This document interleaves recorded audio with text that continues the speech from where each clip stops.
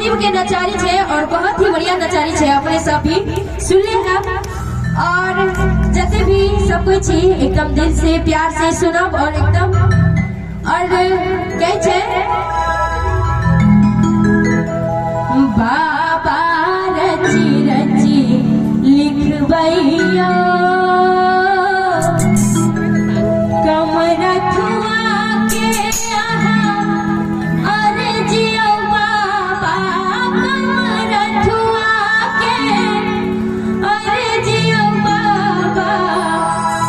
रची रची लिखबैया भोला बाबा रची रची लिखबैया बाबा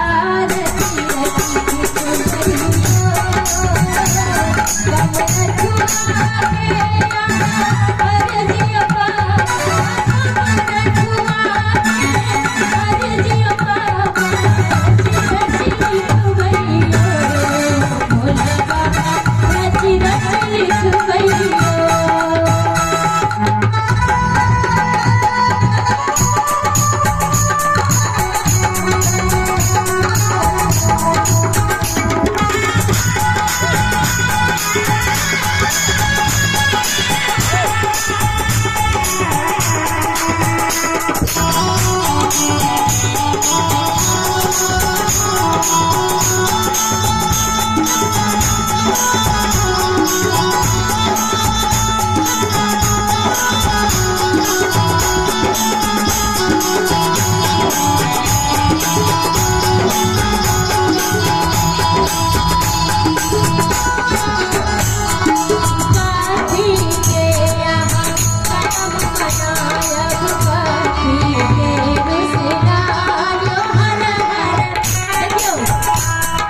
भोलेनाथ जी छे वो आके अब तो और ही इनका कुछ माहौल ही कुछ अलग लागत और बोलिए फिर बाबा भोलेनाथ के नाम से जयकारा लगा दियो। बोलिए शिव शंकर महाराज की। देखियो कते कते नीक लाग रहल है कहे छे काठी के सब बनाब काठी के साथी के कलम बना